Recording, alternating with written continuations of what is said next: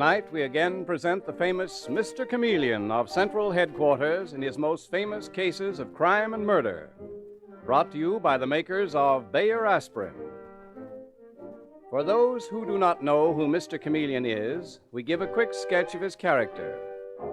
Born of a well-to-do family and a college man, he tried from childhood to live up to the name he bore, Chameleon. By taking on the color of whatever situation in which he found himself, appearing in endless guises, finally entering the police force where he became known as Chameleon, the man of many faces, the underworld's most dreaded man. Throughout this series, the listener will invariably know who Mr. Chameleon is, no matter in which disguise he appears. But the criminal he's tracking seldom does. Tonight we give you Mr. Chameleon and the case of the blood-stained dollar bills.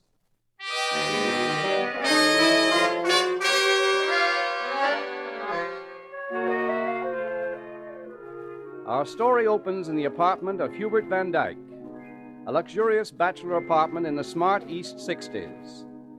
But the sprawling body on the floor of the attractive living room has been dead for many hours. Detective Sergeant Dave Arnold is saying to Mr. Chameleon, that fabulous detective whose ability to disguise himself is known and feared throughout the underworld. He was shot sometime during the early morning, Mr. Chameleon. Coroner places it between 1 and 2. No one heard the shot, but there are only 3 other tenants, and they're away for the weekend. Well, I'm surprised that Hubert Van Dyke stayed in town, Dave, instead of spending the weekend with some of his sporty friends. Could it be that Sylvia Sutherland was in town, too? Mr. Chameleon, you think that Sutherland girl had something to do with this murder? I'm almost positive. She's been seen constantly with Van Dyke, just as she went steadily with Archie Clyde before he was found murdered 6 months ago. To say nothing of that guy who used to be her chauffeur who was shot to death in a waterfront hotel last week. Dave, that chauffeur and Archie Clyde, when they were found, they were each clutching a dollar bill. Yeah, not this one, though. There's no dollar bill on this Van Dyke guy. No? Look, Dave, protruding over the top of his vest pocket. A dollar bill. And it's stained with blood. Holy smoke, what is this, Mr. Chameleon? I don't know, but I'm going to find out. I'm going to get the goods on that girl, Sylvia Sutherland, if it takes me a year, or 5 years, or 10. Dave, she is incredible.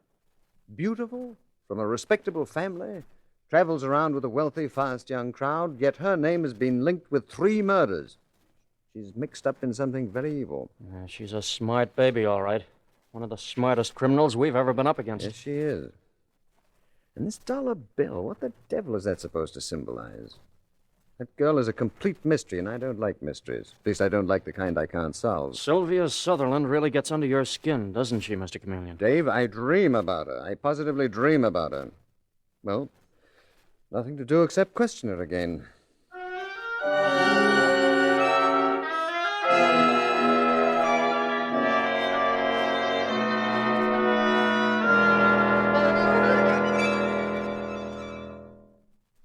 Mr. Chameleon, don't you ever get bored with this questioning routine?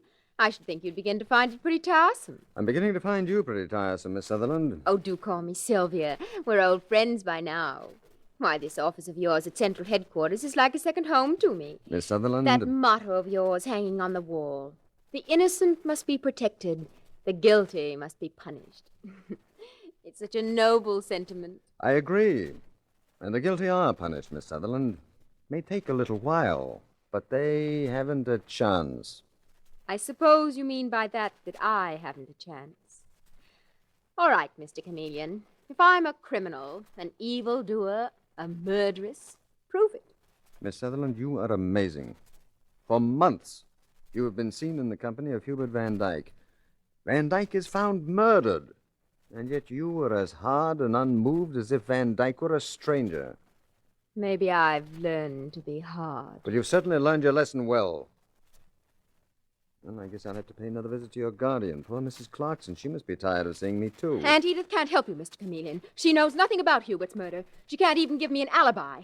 I told you I had no alibi. I went to a midnight movie last night. All by yourself? All by myself. I saw Broken Dreams at the Colony Playhouse, and it was very sad. I cried my eyes out. I'm delighted to hear that you're able to cry. Mr. Chameleon, I suppose you won't believe me when I tell you that I was in love with Hubert Van Dyke. If that is true, Miss Sutherland, all I can say is that it's a great misfortune for any man to have you fall in love with him. Archie Clyde, for instance, he was murdered too. Harry Peters, the chauffeur. Not that you loved him, he was simply your employee. But it's a great misfortune for anyone to even know me. Apparently, yes. In that case, Mr. Chameleon, aren't you worried about yourself?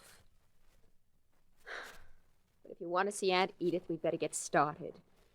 She's addressing a meeting of her literary club today.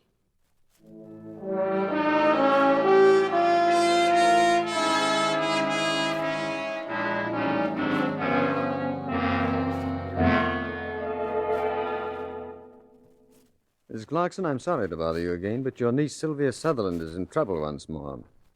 Third time, within a year, she's been connected with a murder. And the police want to know why. But, my dear Mr. Chameleon, I've told you before, my niece's life is her own.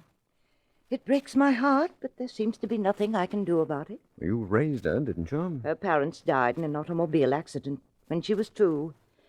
I did my best to raise her, but apparently my best was none too good. Well, I'm sure that you did everything you could, Mrs. Clarkson. It's a very lovely home. Oh, it's that wealthy, dissolute crowd she goes with. Mr. Chameleon, will you hand me that cotton, please? I beg your pardon? That ball of crochet cotton on the table? Oh, yes. Thank you very much. I'm crocheting a doily. I crochet a great deal. I find it's good for my nerves. Where was I? You were talking about Sylvia's dissolute friends. Oh, yes. Well, the only one of her friends I really like is that sweet little Helen Brown who works at the Colony Lending Library right around the corner. What about Hubert Van Dyke, the man who was murdered last night? Did you like him? Definitely not. He drank far too much. The same with Archie Clyde. Oh, really, it's very sad. And your former chauffeur, Harry Peters? Now, Mr. Chameleon, really. Surely you don't believe that my niece had anything to do with that. I discharged Harry for drinking and impudence. I discharged him, in fact, at Sylvia's request. But she certainly had nothing to do with his death. I disagree. Now, really, Mr. Chameleon. I disagree because when their bodies were found, all 3 men were holding dollar bills in their hands. Or at least 2 of them were. The third dead man had a dollar bill protruding from his pocket. And Mrs. frankly, What? Oh, what is it, Martha? This is my housekeeper, Mr. Chameleon, Martha Stevens. Yes, we've met before. Oh, of course. Well, what is it, Martha? That girl was just here. That Helen Brown from the lending library. She wanted to see Miss Sylvia. I wouldn't let her. Why not? Miss Sylvia said she had a headache. She went upstairs to lie down. But Helen Brown, she said she had to see Miss Sylvia tonight. She said it was important. Oh, well, in that case, I'd better go upstairs and give Sylvia the message. Wait for me, Mr. Chameleon. Don't worry, I will.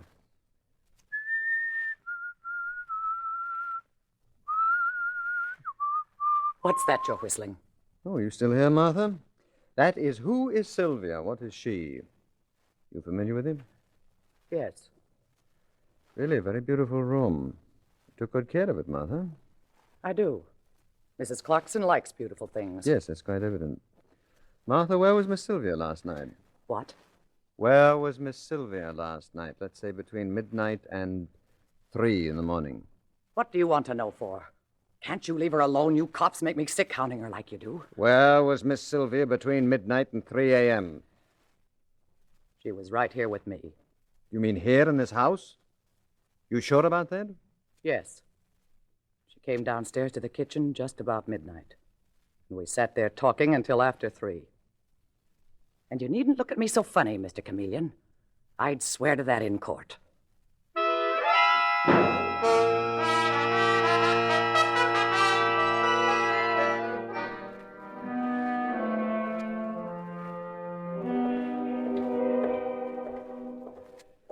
So you see, Dave, Martha, the housekeeper, contradicted Sylvia Sutherland's alibi. And one of them is lying, or both of them are lying. Sylvia made a slip for the first time. She should have seen to it that no one would contradict her story. Maybe it's the break you've been waiting for, Mr. Chameleon. Maybe. This girl is certainly involved in criminal activity. She's been so infernally clever. She's fooled all of her friends and literally gotten away with murder. What about this Brown girl we're going to see now at the lending library? You think she can tell us anything? I wouldn't be surprised. She's evidently close to Sylvia. The only friend her aunt approves of it. Dave? What's the matter, Mr. Chameleon? It was the Colony Lending Library, wasn't it? Yeah, here it is right here. Yes, I know, but the place is dark. It's closed up. Yes, it is dark and the door is closed. Ah. Well, it isn't locked. Take it easy, Mr. Chameleon. Anyone there? Miss Brown? Miss Brown? Wait, I've got the light switch. Fine. Holy smoke! Miss Brown. Or at least I presume it's Miss Brown. Yes, here are her initials on her belt buckle, HB. Is she dead? Mm-hmm. Apparently someone came up behind her and struck her on the head. Dave, look, in her left hand.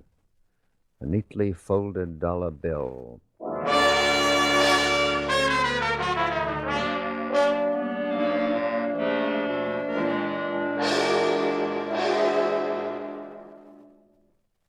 There were no fingerprints on the dollar bill, Commissioner. Just as there were no fingerprints on the one we found on Van Dyke. Mm-hmm. But there it was in Helen Brown's hand, the mark of the killer. The victim, as usual, is a friend of Sylvia Sutherland's. Did you check on the dead girl's background, Chameleon? Yes, indeed. Poor little Helen Brown was just an average girl, obviously dazzled by Sylvia Sutherland's glamour. But she was being used, Commissioner. And my guess is that lending library is being used for some purpose. Who operates it? Very nice couple named Hawley. They were horrified, naturally. To them, murder is something that takes place only between book covers. Which reminds me, Commissioner, Harry Peters, the chauffeur who was murdered in that ratty little waterfront hotel. You recall what he was doing when the killer entered his room? Why, yes, he was found sitting up in bed. He'd been reading, Commissioner. The book fell to the floor. We attached no importance to it, but it was impounded, of course. I want to see that book.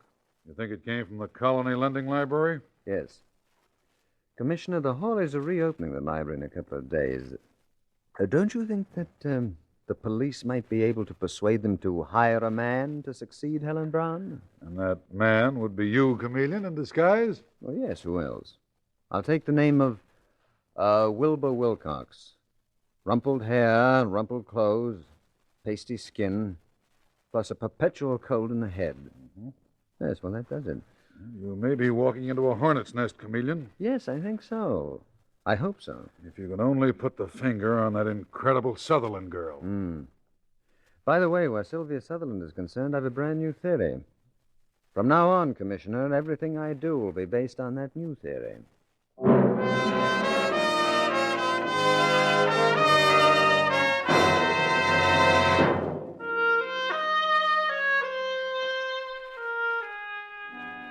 Mr. Chameleon and the case of the blood-stained dollar bills continues in just a moment. Perhaps you've never taken anything for the relief of ordinary headache because you think that what you take might have an ill effect on you. In that case, remember this. Of all pain relievers, none can match Bayer Aspirin's record of reliability, its record of use by millions of normal people without ill effect. In addition to reliable relief, Bayer Aspirin also gives you fast relief. Within 2 seconds after you take it, it starts disintegrating. You can prove this by dropping a Bayer aspirin tablet in a glass of water. You'll see it start to disintegrate before it reaches the bottom of the glass, and what happens in the glass happens in your stomach. And that's why genuine Bayer aspirin brings you relief so quickly. So for fast relief from headache, neuritic, or neuralgic pain, take advantage of the 2-second disintegrating action Bayer aspirin gives you. When you buy, always ask for it by its full name, Bayer Aspirin. Never by the name aspirin alone. Get the 100-tablet bottle and you get Bayer Aspirin tablets for less than a penny apiece.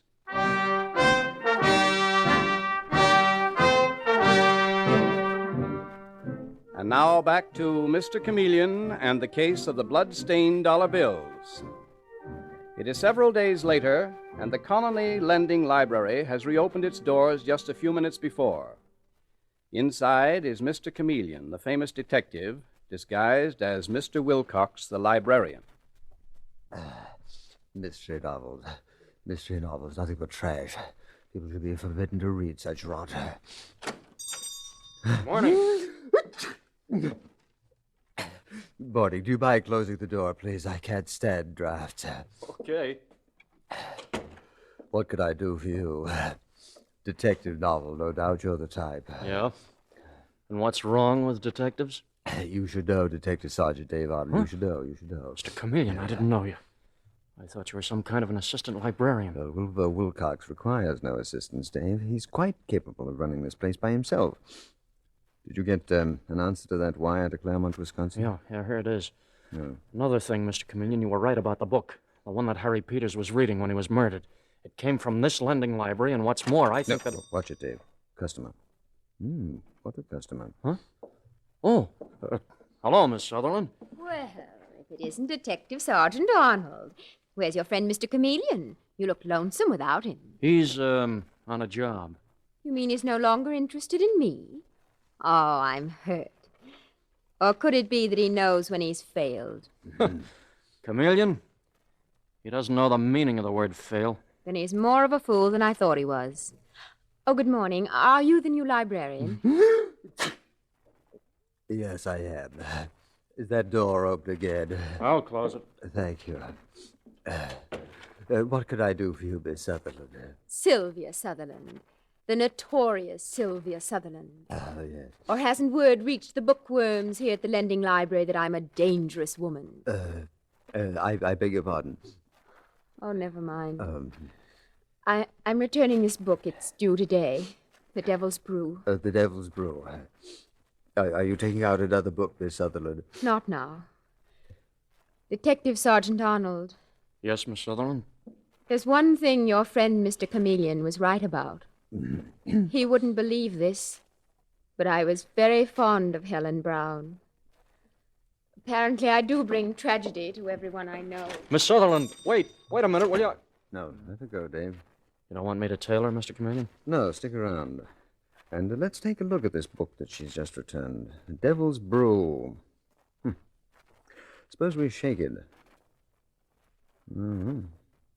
Nothing concealed in the pages, but... oh, no, who's this? Looks like Santa Claus. Yes, doesn't it? Good morning. Good morning. Good morning. It's a beautiful morning, isn't it? It makes you glad to be alive. Yes, sir, it certainly makes you glad to be alive. Do you have a book called The Devil's Brew? The Devil's Brew? Yes.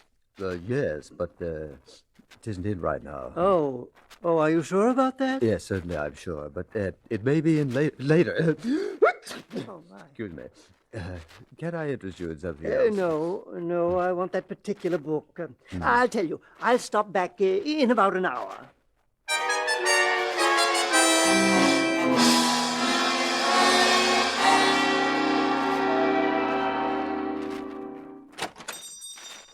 Well, good morning again. Has the book come in yet, The Devil's Brew? I have it right here for you. Oh, that's splendid. My name is Hilton. J.M. Hilton, East 61st Street. And thank you very much for holding it for you're me. very, very welcome, Mr. Hilton. Okay, Dave, don't let him out of your sight. Right, Mr. Chameleon. And call me the minute that anything develops.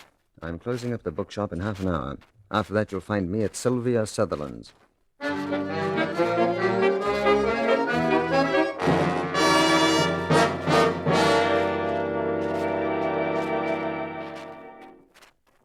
My dear man, I'm sorry. What was the name? Wilbur Wilcox.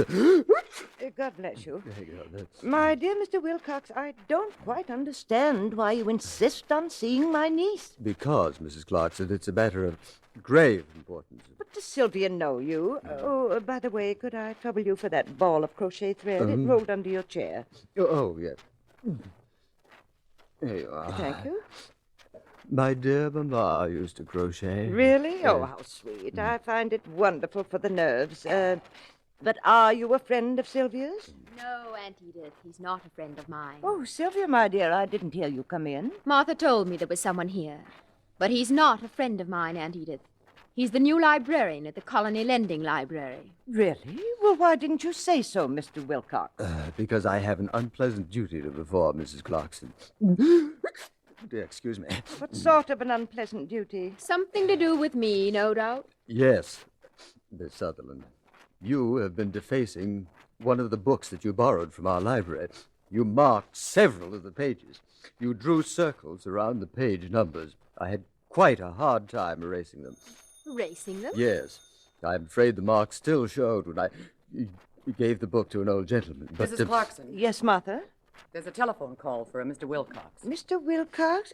Oh, that's you, isn't it? You yes. can take it on the extension phone here, Mr. Wilcox. Oh, thank you. I'm sorry to trouble you, but this call was important. A matter of life and death, so to speak. Hello? Speaking. Yes. You mean the numbers correspond with the... I got it, yes. Miss Sylvia. Shh, Martha, I want to hear this. You did? Fine. Okay, Dave, I'll carry on from there. And what was that all about, Mr. Wilcox, if you don't mind my asking? Not at all, Miss Sutherland.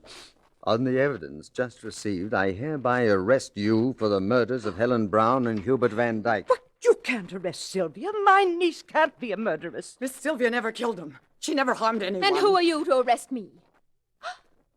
Mr. Chameleon. You're Mr. Chameleon, that horrible detective. What? The detective?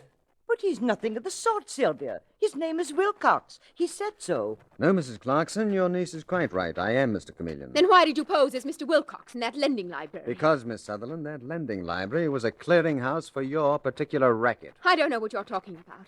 And I didn't kill Helen, or Hubert either. I'm sorry. I'm taking you with me to Central Headquarters. Well, are you coming, Miss Sutherland? No. No, she isn't. Martha. I'm the one who killed him. I killed all of them. Harry Peters and Archie Clyde, too. Sylvia didn't know it, but they were a bad lot, all of them. Even little Helen Brown, the librarian? Yes. They were all of them bad for her, and I had to protect her. I had to look out for her. You take a great interest in Sylvia, don't you, Martha? Why? Why such a personal interest? Never mind that, Mr. Chameleon. Just take me to prison instead of her. I'm the one who killed him. I'll swear to it. Will you also swear, Martha, that you're the head of a narcotic ring? What? What was that? Don't act so surprised, Sylvia. You know perfectly well that you smuggled narcotics to your wretched friends. No, I didn't know. Oh, come now, my dear. Hubert Van Dyke found out about it. That's why he was killed. Harry Peters was one of the agents who distributed the stuff. And Helen Brown, she discovered your trick of marking the book pages. So she had to be silenced, too. No. Detective No. Sergeant Arnold trailed the old man who picked up that book, The Devil's Brew, and he went straight to a bus terminal. In that terminal, there are lockers, and he chose the 3 lockers whose numbers correspond with the marked pages in the book. And in those various lockers, he placed packages of narcotics. I didn't know. Whereupon he locked the lockers and hid the keys underneath a bench in the waiting room, fastening them there with wads of chewing gum. Later, you or one of your gang would go to the terminal and pick up those drugs. I tell you, I didn't know. And not only that, you abused your Aunt Edith's kindness. For the narcotics were concealed, where do you think? In the center of the balls of crochet cotton, which you presumably bought for your aunt, only to use them for smuggling Oh, purposes. Sylvia, you didn't. You didn't do a thing like that. Oh, how awful. How perfectly awful. Stop play acting, Edith. What did you say, Martha? I said stop play acting. You can't let Sylvia be arrested for something she didn't do. If you won't tell Mr. Chameleon the truth, I will. Mr. Chameleon. That's enough, Martha. Quite enough. And Edith. Edith, put away that gun! I've always told you, Martha, what would happen if you were stupid enough to speak out of turn. Well, now it's going to happen. You mean, Mrs. Clarkson, that you intend to kill your sister and your sister's child with that gun? The way you coldly killed those others who threatened your safety? Mr. Chameleon, you said Martha's her sister? And your mother, I imagine, Sylvia. What? Quite right. You've been right about everything, Mr. Chameleon. Too bad for you it worked out like this, with nothing and no one between you and this gun. Edith, you're not going to kill him. Oh, not just yet, Martha. Sylvia comes first. Sylvia? And then you, and last of all, the great Mr. Chameleon, with $1 bill in the hand of each of you. $1 bill. You remember, Martha, years ago? $1 was all that stood between us and complete starvation before I learned that Before you learned that you had a first-rate criminal mind, Mrs. Clarkson, and could head a narcotics ring. Yes, and it paid off well. It's given me all this luxury, and no one's taking it away from me, and Sylvia goes Dave, first. don't shoot that woman. I want to take her alive. No, There, I've knocked the gun from your hand, Mrs. Clarkson, and now I have But it. where's Detective Sergeant Arnold? I didn't know he was here. He isn't, Miss Sutherland. I wanted to take Mrs. Clarkson's eye off you and give me time to get the gun. It worked. Don't move, Mrs. Clarkson. You've got me covered. What can I do? Well, just let me put the handcuffs on you, that's all. Oh, just a moment. I have something I want to slip in the bracelet on your right arm. A brand new $1 bill.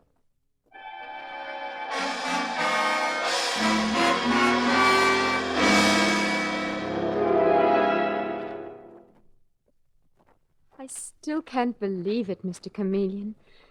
Martha's my mother. Well, your aunt, Mrs. Clarkson, took you from her when you were a very small child, Sylvia. We got a detailed report from Claremont, Wisconsin, the town where they were raised. Your aunt always bullied your mother. She threatened constantly to harm you unless your mother kept up the pretense of being a servant. Then later, your aunt used you to cover up her evil traffic. She used you to carry messages, even narcotics. I realized something was wrong.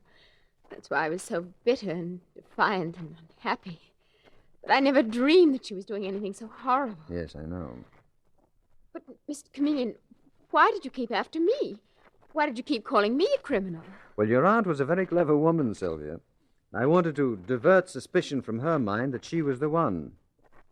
Well, now that it's over, will you make a new life with your mother? I'll do everything I can to make her happy, Mr. Chameleon. Mr. Chameleon, may I come in? Yes, indeed, Martha. Come in by all means. There's someone waiting here for you. Your daughter.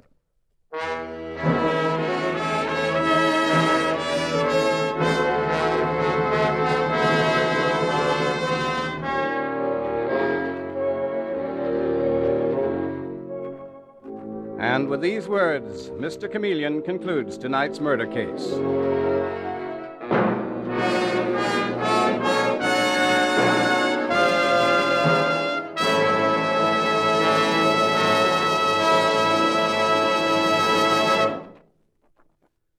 There's nothing as important as fast relief when you have an ordinary headache, and millions who want very fast relief use Bayer aspirin.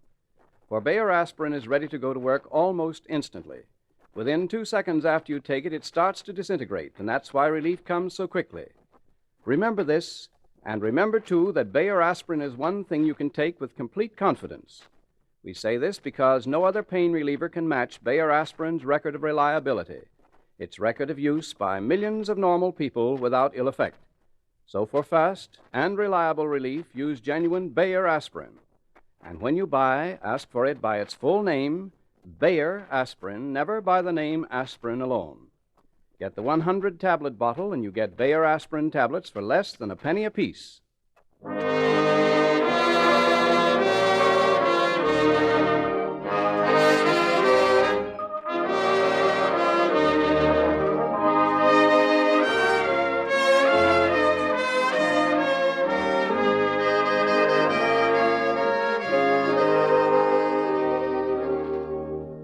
Listen next Wednesday night at this same time for Mr. Chameleon, the man of many faces, in Mr. Chameleon's Pet Murder Case. The part of Mr. Chameleon is played by Carl Swenson, with dialogue by Marie Baumer from the original story by Frank and Ann Hummert. Music directed by Victor Arden.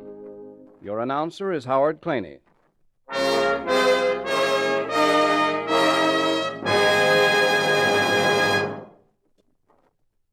Listen, everybody. Thousands of laboratory tests on scores of individual teeth show that new Lion's toothpaste actually gets teeth brighter. 2.5 to 5.5 times brighter than any of the 5 leading brands, brighter by far than any other toothpaste. And the reason is that it's not just another old toothpaste with an added ingredient, but is completely new and radically different in formula. A new kind of toothpaste that cleans without soap and polishes without chalk. So get more brightness in your smile. Go to any drug or toilet goods counter and ask for Lion's toothpaste.